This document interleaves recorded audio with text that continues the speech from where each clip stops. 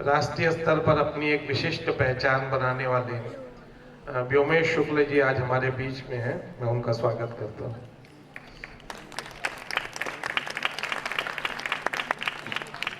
व्योमेश जी के कृतित्व के बहुत सारे पहलू हैं।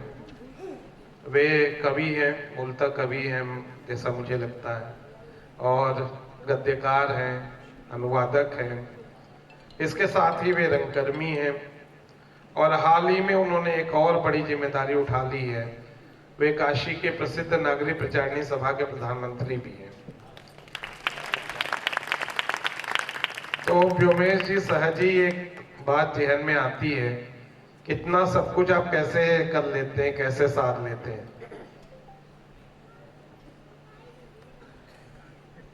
इतने सीधे, इतनी प्रत्यक्षता की उम्मीद नहीं थी।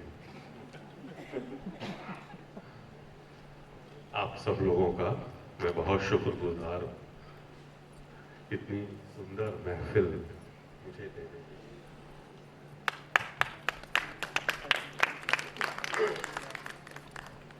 इसका कलर चाहे तो थोड़ा सा बदल दें, पहले वाले सत्र से थोड़ा सा बदला हुआ रंग।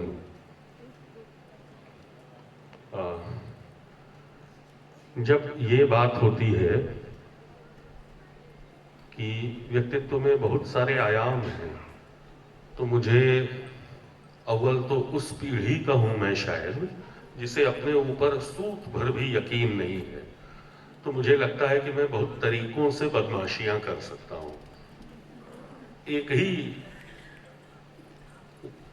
नीचे जल था, ऊपर हिम था, एक तरल था, एक सघन, एक तत्व की ही प्रधानता, कहो उसे जड़ या चेतन। तो वो तत्व जो है, जड़ या चेतन, आप उसे जो भी कहें, है तो बदमाशी। गोरखपुर मेरा गुरु है, क्योंकि अव्वल तो बनारस मेरा गुरु है और बनारस का गुरु गोरखपुर, कबीर के गुरु गोरखनाथ। तो एक खास तरह की क्रीड़ा भावना मेरे भीतर रही है। आलोक भाई साहब सब कुछ जानते हैं, यहाँ जानते हुए भी अनजाने बन रहे हैं कि ये सब मैंने कैसे सीखा है। एक एम्बियांस है, एक माहौल कशी की गई है। किसी घर में सितार का रियाज हो रहा है, कहीं वैदिक मंत्रोच्चारण हो रहा है। जिसे पद्म पुरस्कार मिला है वो सड़क पे गमछा और गंजी पहन के खड़ा है और किसी अत्यंत प्रतिष्ठित अपने जैसे ही व्यक्ति को लांछित कर रहा है गंदी गंदी गालियों से। तो वर्जना और गरिमा का जो कॉकटेल है, उसने एक अनहद का मैदान बनाया है। उस मैदान में खेलते हैं हम लोग। कभी खेलते हैं कविता का खेल, कभी खेलते हैं नाटक का खेल, कभी वक्तृता का, और एक संस्था का प्रमुख बन जाने के पीछे कौन कौन से पापड़ बेलने पड़ते हैं, ये वही लोग जानते होंगे जो संस्थाओं की राजनीति में शरीक होंगे। तो वो भी वो सब ऐसे ही आप करते हैं जैसे कि पहली बार कर रहे हो। तो मैं पहली बार बोल रहा हूं और पहली बार ही एक और पहली बार राम की शक्ति पूजा का मंचन करूंगा आप सबके बीच में। बहुत धन्यवाद व्योमेश जी। लेकिन एक बात तो है कि जो आपके कविता का खेल है, कविता का प्रभाव है, वो सारी बातों पर आपकी नजर आता है। जैसे आप बात भी कर रहे हैं तो उसमें एक लयात्मकता है। और आपका जो नाटक, जब आप रंगमंच में जाते हैं तो आप निराला के पास जाते हैं, जयशंकर प्रसाद के पास जाते हैं, तो आप मानेंगे कि आपका कवि रूप आपके रंगमंच पर हावी है। हाँ, ऐसा है। मेरा कवि मेरे रंगमंच पर हावी है, क्योंकि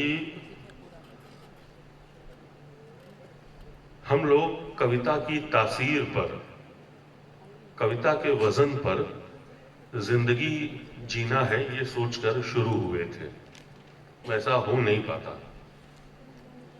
जिंदगी जो है समझौतों का नाम है और कविता एक गैर समझौता परस्त विधा है। कविता के भीतर आप कोई समझौता नहीं करते,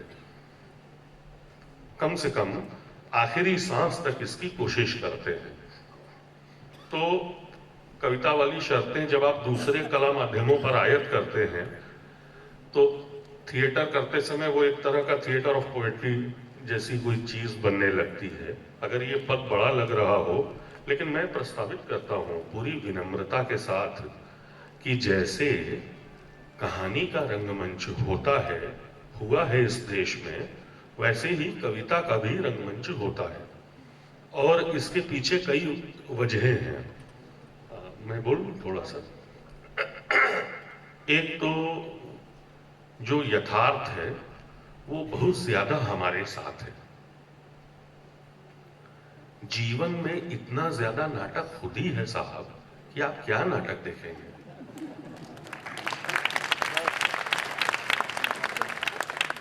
प्रत्यक्ष अनुभव बहुत सीमित है, सब कुछ जो है इसके भीतर महदूद हो गया है। ब्रह्म सत्य है और जगत मिथ्या है। एक ऐसा समय आ गया है। एजाज अहमद साहब ने अपने एक निबंध में बताया है, एजाज अहमद बहुत मशहूर आलोचक हैं, उन्होंने किसी सर्वे का हवाला दिया है जो तीसरी दुनिया के देशों के बच्चों पर हुआ है।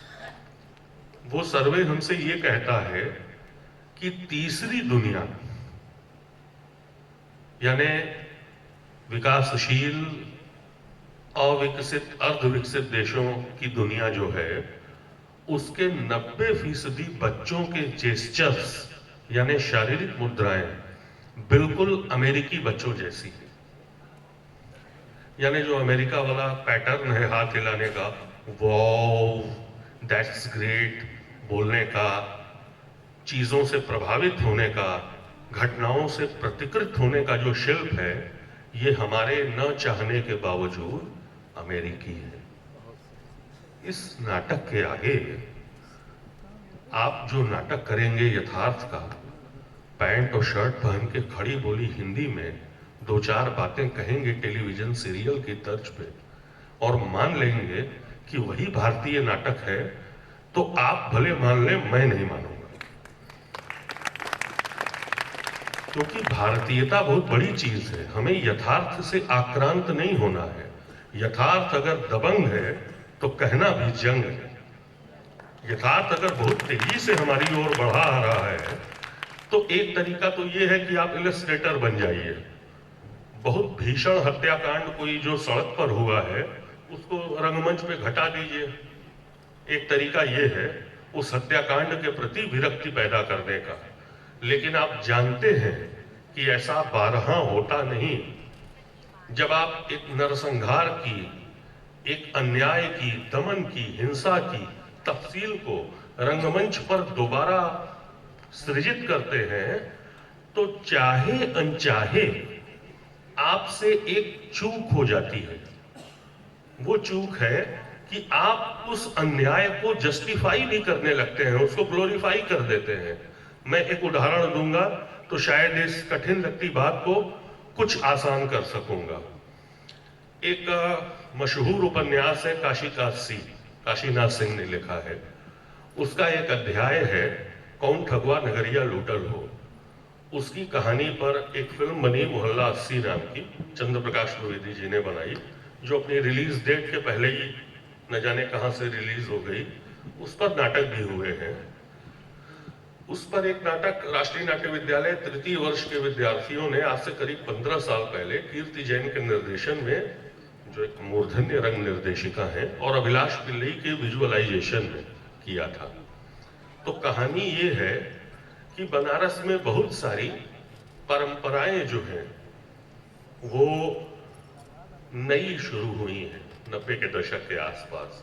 जैसे गंगा आरती, मतलब टूरिस्ट को बनारस आने वाले जो 2 घंटे में लौट जाता है, एक रात रोक लेने की युक्ति है गंगा आरती के पीछे, उसकी खोज का श्रेय जो है वो वाणी जी को दिया जाना चाहिए, बेशक वो धर्म की संपत्ति है। तो अब इसको क्रिटिसाइज करना चाहता है लेखक अपने उपन्यास में, वो गंगा आरती को आलोचित करता है अपने मजमून में, लेकिन वही गंगा आरती जब मंच पर दिखाई जाती है उपन्यास के रास्ते से, तो हम उसको देख करके अभिभूत हो जाते हैं। क्या आरती है साहब, वाह! ये लेखक नहीं चाहता था, लेकिन ऐसा होता है। हम यथार्थ के साथ खड़े हैं, यथार्थ की ज्यादतियों के, कि यथार्थ की ज्यादतियों के खिलाफ खड़े हैं। ये तो तय है, ये तो बहुत आसान है। हम अन्याय के खिलाफ हैं, हम असत्य के खिलाफ हैं, हम दमन के खिलाफ हैं, लेकिन जो बॉडी लैंग्वेज, जो नैरेटिव हम थिएटर के जरिए बना रहे हैं, वो यथार्थ के खिलाफ है कि नहीं? वो यथार्थ पर मुहर तो नहीं लगा रहा है कहीं अनचाहे ही? ऐसा होता है। ये जो है समकालीन रंगमंच की एक सीमा है, और बहुत स्थूल सीमा है। इसको न जाने क्यों कौन से उत्साह में हम लोग पहचानते नहीं कई बार। इसके बरक्स जैसे तोप का जवाब है कि आप उससे बड़ी तोप खड़ी कर दीजिए, लेकिन एक रास्ता उस दुबले पतले आदमी ने भी दिखाया है ना, जो 30 जनवरी 1948 को मार दिया गया था, कि तोप का जवाब है घिसी हुई पेंसिल, एक अखबार का पन्ना, एक बच्चे की किलकारी। ये जो है कविता का जवाब है।